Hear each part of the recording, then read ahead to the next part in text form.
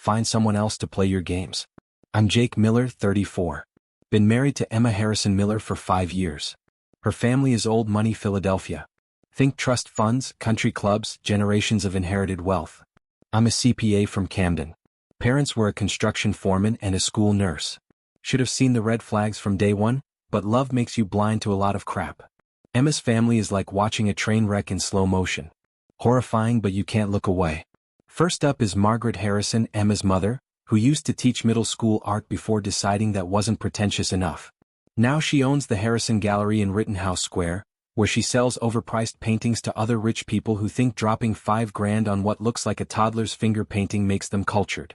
Margaret has this way of looking at me like I'm a stain on her Persian rug, not quite disgusted enough to acknowledge it directly, but definitely planning to have me professionally cleaned out of existence.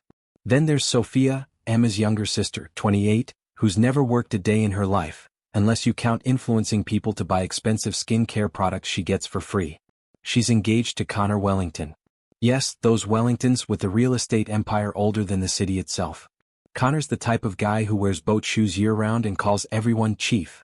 But he's actually decent, which makes him an anomaly in this social circle. Meh. I'm just Jake Miller, financial consultant from Camden, son of blue-collar parents who worked their asses off to put me through college.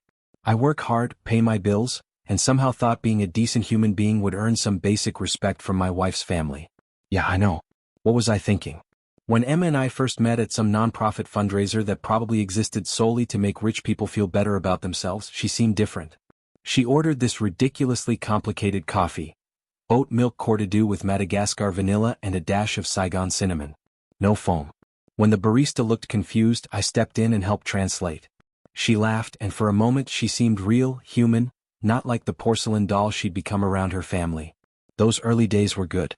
We'd grab cheesesteaks at hole-in-the-wall places in South Philly, walk along the Delaware River, and she'd actually listen when I talked about maybe starting my own consulting firm someday. She'd roll her eyes when I made jokes about her fancy friends. But it was playful, not cruel. I thought I'd found someone who could see past all the social BS that seems to consume everyone in this city. Then I met her family and everything changed faster than Pennsylvania weather. Suddenly, my stable, respectable job wasn't impressive. It was adequate, I suppose. My apartment in Fishtown wasn't cozy, it was quaint, which is rich people speak for embarrassingly small. My friends weren't down to earth, they were colorful characters, like I was running a traveling circus instead of having normal human relationships. The worst part was watching Emma change. At first, it was subtle suggestions about wearing different clothes to family dinners. Nothing major, just something a little more polished. Then it was my hair. Apparently, my regular barber wasn't sophisticated enough, so she booked me at some salon where they charged more for a haircut than I used to spend on groceries in a month. Before long, I was getting critiqued on everything from my handshake to the way I pronounced certain words. But I kept telling myself it was temporary growing pains, that once we got married, once I proved I was committed to being part of their world, things would get better. I was like a guy standing in a house that's clearly on fire, insisting the smoke alarm must be malfunctioning because surely everything's fine, right? The wedding was our first real taste of what married life would be like, and it was about as fun as a root canal performed by a blindfolded dentist. Margaret took over every single decision. Flowers, menu, guest list, everything. When I suggested inviting my college buddies, she got this look like I'd proposed holding the ceremony at Hooters. Perhaps we should keep it intimate, she said, which translated to, your friends aren't welcome in our sacred temple of pretension. Emma just sat there through all of it, nodding along like a bobblehead doll. When I tried to talk to her about it later, she'd get defensive. My mother just wants everything to be perfect, she'd say. This is important to her. What about what was important to me? What about what was important to us as a couple? Apparently, those weren't questions we were allowed to ask. After the wedding, we moved into a nice house in Society Hill. Well, I should say I moved us into a nice house since my name was the only one on the mortgage. Emma didn't work anymore. She'd quit her nonprofit job to focus on being a wife, which apparently meant planning elaborate dinner parties for her mother's friends and spending her days at yoga classes and boutique shopping. I kept working, bringing in steady income, handling all the finances, maintaining the house, and trying to be the husband I thought she wanted. But nothing I did was ever quite right. If I worked late, I wasn't prioritizing our marriage. If I came home early, I was being clingy. If I suggested a quiet evening at home, I was being boring. If I planned something fun, it wasn't the right kind of fun for people like us. The weekly family dinners became torture sessions disguised as quality time. Every Sunday we'd sit around Margaret's dining room table while she held court, discussing art exhibitions I'd never heard of, name-dropping people I'd never meet, and making subtle digs about everything from my career prospects to my table manners. Sophia would chime in with her own little barbs, usually about how Connor was doing such important work in real estate development while I just handled regular people's money. Emma would occasionally throw me a bone, mentioning some small success at work or defending me when the attacks got too obvious, but she never stood up to them, never told them to back off, never made it clear that disrespecting her husband was unacceptable. Instead, she'd pull me aside later and ask me to try to fit in better, or make more of an effort with Mother. That's when I started to realize the truth I'd been avoiding. I wasn't Emma's partner. I was her project. Her fixer-upper husband who just needed the right renovations to become acceptable to her family. And no matter how many improvements I made, there would always be something else wrong with me, something else that needed changing. Fast forward to last weekend. Sophia's engagement party at the Philadelphia Museum of Art. They'd rented out the entire Renaissance wing because nothing says, "we're better than everyone else," like making a museum your private party venue. The place was transformed into something that looked like it belonged in a fairy tale, if fairy tales were written exclusively for people with trust funds. I'd spent more time getting ready for this party than I had for my own wedding, standing in front of my closet like I was selecting armor for battle. My navy suit hung there like a symbol of everything I was trying to be, but would never actually become in their eyes. Emma was in the bathroom for over an hour. The bigger the audience of rich people, the longer the preparation time. Walking into that museum felt like stepping onto the set of some reality show where the only rule was, see how long the middle-class guy can survive before he completely loses his crap. The lobby was buzzing with the kind of energy you only get when you put a bunch of wealthy people in one place and tell them they're celebrating something important. The reception area had been transformed with flowers everywhere. Not just any flowers, but elaborate arrangements that probably cost more than most people's monthly rent. White roses, orchids, and some exotic crap I couldn't identify that screamed, "We have more money than we know what to do with." Classical music played just loud enough to provide ambience without interfering with the sound of people congratulating themselves on being wealthy. The hostess was exactly what you'd expect. Young, gorgeous, professionally trained to make wealthy people feel important. Her dress probably cost more than I made in a week. "Good evening," she said as we approached. "Welcome to the Wellington Harrison engagement celebration." Emma stepped forward with lifetime confidence. "Emma Miller," she said, and I noticed she didn't bother introducing me. The hostess checked her tablet efficiently. "Of course, Mrs. Miller, we're so delighted to have you here. Your table is in the VIP section, naturally." VIP section? Because apparently even engagement parties needed different levels of importance. The hostess handed Emma an elegant card. Then her eyes shifted to me with that brief moment of uncertainty, like she was trying to figure out exactly where I fit. "And you are?" she asked, her smile still professional but perhaps a fraction less warm. "Jake Miller," I said, extending my hand like a normal human being. "Emma's husband." She glanced down at her tablet, then back up at me, then down again. Her smile flickered like a light bulb that wasn't sure if it wanted to stay on. "I'm sorry, Mr. Miller," she said, and I could hear something in her voice that I didn't like. "I don't see your name on our VIP section list." The words hit me like a punch to the gut. "There might be some mistake," I said, though I had a sinking feeling there wasn't a mistake at all. Emma turned to look at me, and I saw something in her eyes that made my blood run cold. It wasn't surprise or confusion. It was something that looked almost like satisfaction. "Oh," she said, her voice sweet as honey but sharp as a knife. "Didn't I tell you?" "Tell me what?" I asked, though I was pretty sure I didn't want to know. "This part of the evening is for family only," she said, like she was explaining something obvious to a child. "You know, the VIP reception, the intimate part before the main party starts." Family only? Family only? I was her husband. I was family. Or at least I thought I was. What exactly does that mean? I asked, feeling the answer settling in my stomach like a stone. Emma's smile got wider and she leaned closer, close enough that I could smell her expensive perfume. "It means this part is for real family," she said, her voice so quiet only I could hear it. "You can join the general guests for the main reception." Real family? The hostess was still standing there, trying to look professionally neutral while clearly enjoying the drama. Other guests were starting to notice our conversation, and I could feel their eyes on us like spotlights. I was becoming the entertainment. "Are you serious right now?" I asked, though I could tell from Emma's expression that she was dead serious.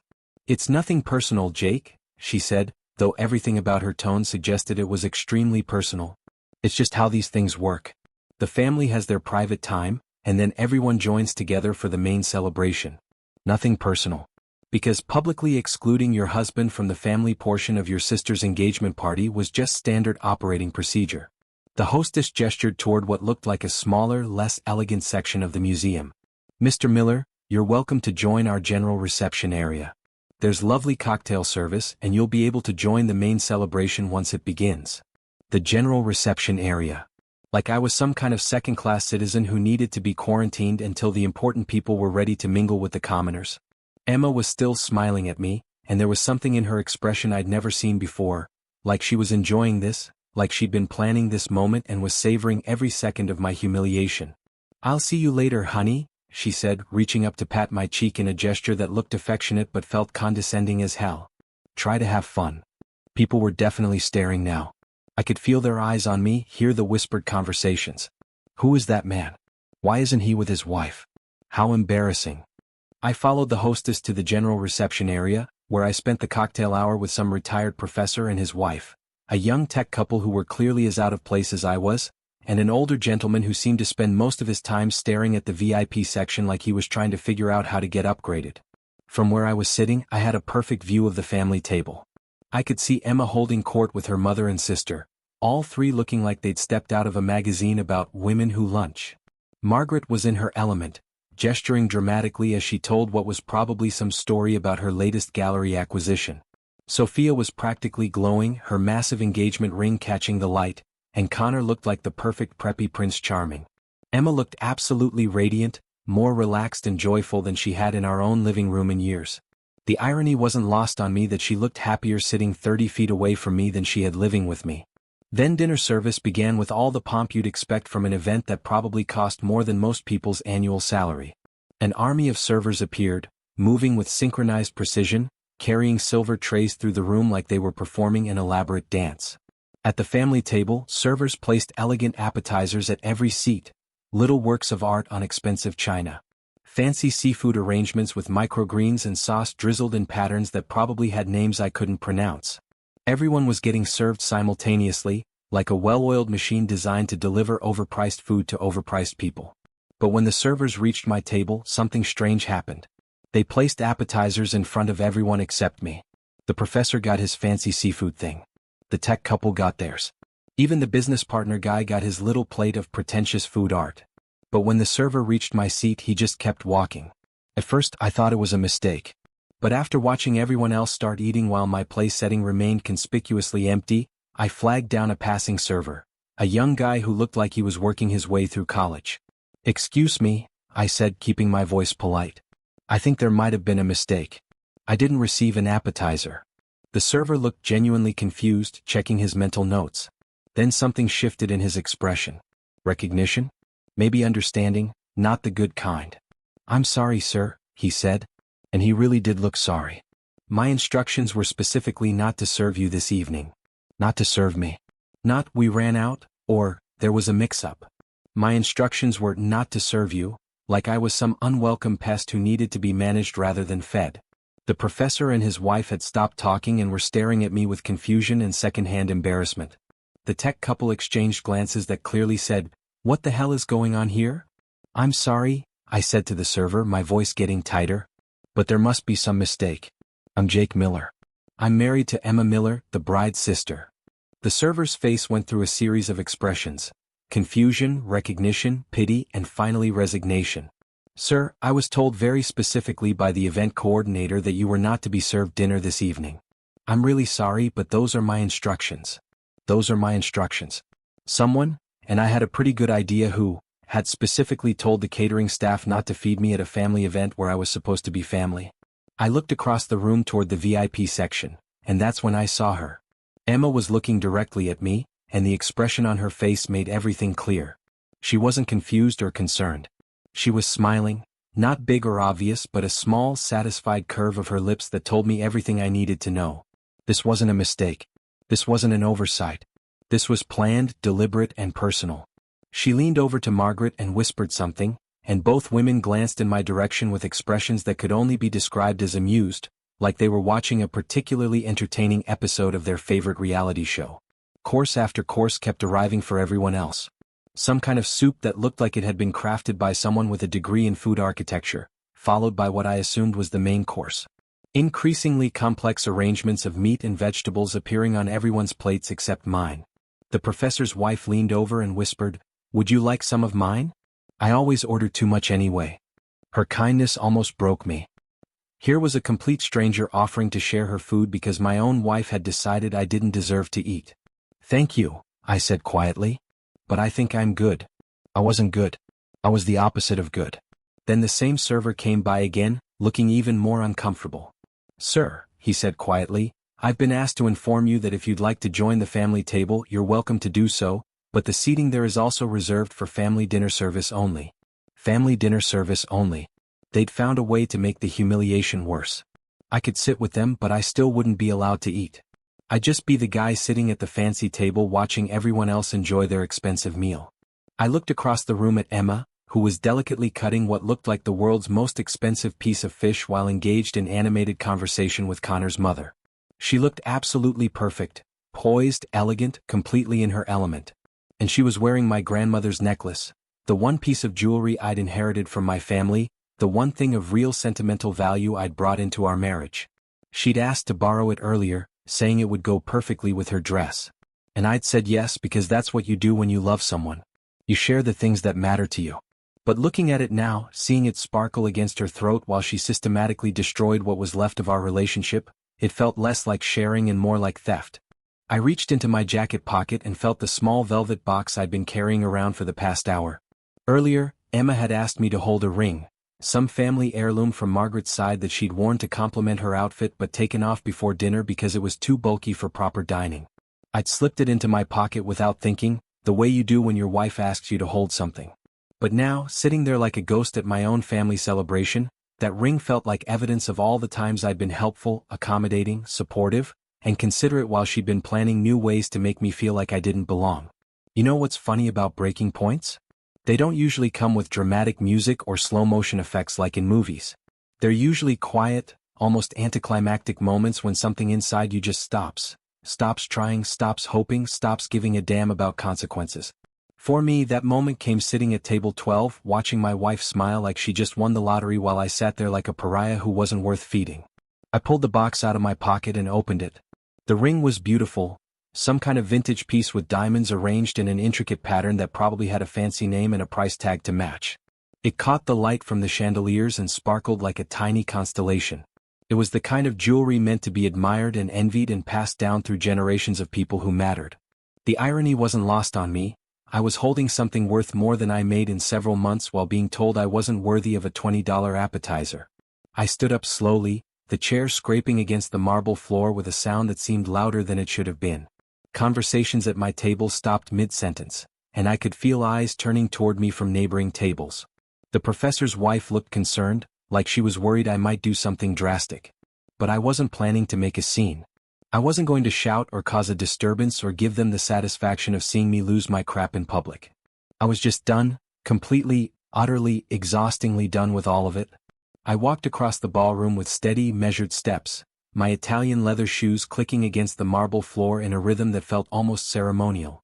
People were starting to notice. Conversations were quieting, heads were turning, and I could feel the weight of dozens of stares following my progress toward the VIP section. Emma saw me coming.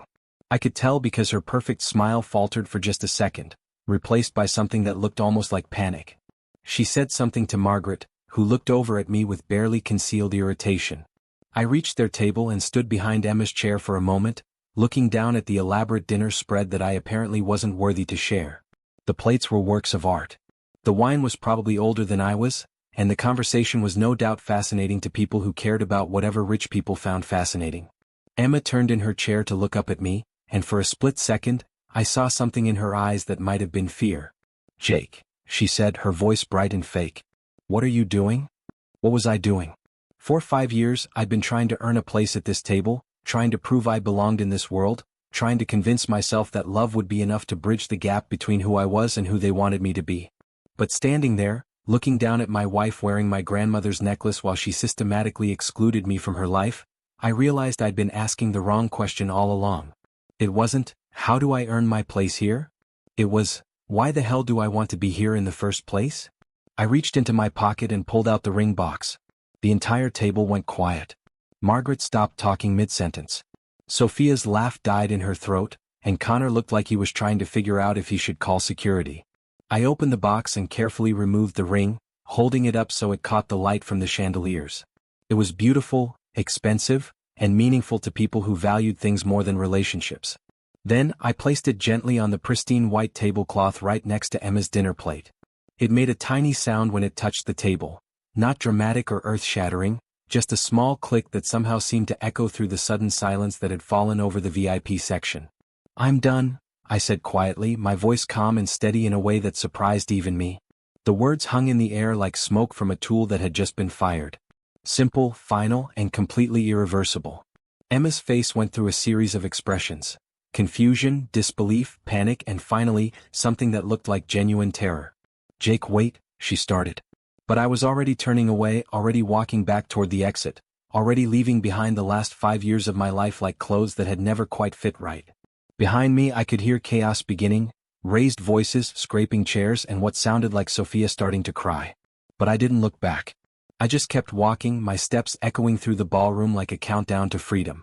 The silence that followed my little ring-dropping performance was more like platinum.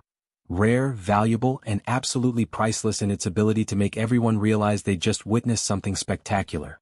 I'd barely made it 3 steps when all hell broke loose. The first voice I heard was Connor's.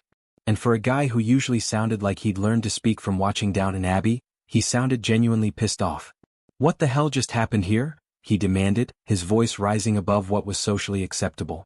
Apparently, even elite boarding school training has limits when your fiancé's family starts acting like reality TV characters. "Connor, please let me explain," I heard Emma say. There was a panic in her voice I'd never heard before. "Explain what exactly?" Connor's voice was getting louder. "Explain why your husband just walked away from your family's table like he was escaping from prison? Explain why he looked like he hadn't eaten anything all evening? Explain why none of you seemed particularly surprised by any of this." That's when Connor's mother, Vivian Wellington, stood up. She was a woman who looked like she'd been carved from marble and dressed by the same people who outfit British royalty. Her voice was crisp and authoritative, with the kind of accent that screamed old money. "Are you suggesting that what we just witnessed was some kind of accident?" Vivian said, her voice cutting through the ballroom like a sword. "I want to understand what kind of family treats their son-in-law like an unwelcome guest at their own celebration. Edward, did you see what I saw?" Connor's father, Edward Wellington, looked like he'd been carved from granite. He was standing now too, his face carrying enough ice to cool the entire ballroom. "I saw a man walk away from his wife's family after being treated like a servant," Edward said, his voice measured but cold. "I saw empty place settings, whispered conversations, and what appeared to be a very deliberate campaign of humiliation." The word humiliation hung in the air like a curse around the ballroom. Conversations were stopping as people realized something major was happening. Sophia, who had been silent, suddenly burst into ugly, snotty sobs. "This is my engagement party," she wailed. "This is supposed to be the most important night of my life." "Maybe it still can be," Connor said. There was something in his voice that made everyone freeze. "Maybe this is the night you all learn something important about how to treat people with basic human decency." Connor Wellington, prep school prince and heir to a real estate fortune, was defending me. If I hadn't been so furious, I might have been touched. "Connor, please," Sophia sobbed, reaching for his hand. "Don't let him ruin everything." But Connor pulled his hand away, sharp and deliberate. "Him?" His voice rose above his usual carefully modulated tone. "He's not the one who ruined anything, Sophia. He's the one who finally had enough dignity to walk away from people who clearly don't deserve him." Vivian looked around the table with disgust, usually reserved for discovering a bug in your soup. "Edward," she said to her husband, "I believe we've seen enough." "Indeed," Edward replied, standing and straightening his jacket with precise movements. "Connor, gather your things. We're leaving." "But the party," Margaret started, her voice weak and desperate. "The party," Vivian interrupted, "is over. At least for anyone with standards." Connor stood up slowly, his face a mask of disappointment and something that looked like grief. He looked down at Sophia, who was still crying, and for a moment, I thought he might change his mind. Instead, he reached into his jacket pocket and pulled out a small velvet box, the engagement ring. Sophia's eyes went wide as he placed it on the table next to the ring I'd left behind. "I'm sorry, Sophia," he said quietly, "but I can't marry into a family that treats people this way. My parents didn't raise me to accept cruelty as normal." The sound Sophia made was inhuman, somewhere between a scream and a howl. But Connor was already walking away, following his parents toward the exit with a dignity that money can't buy.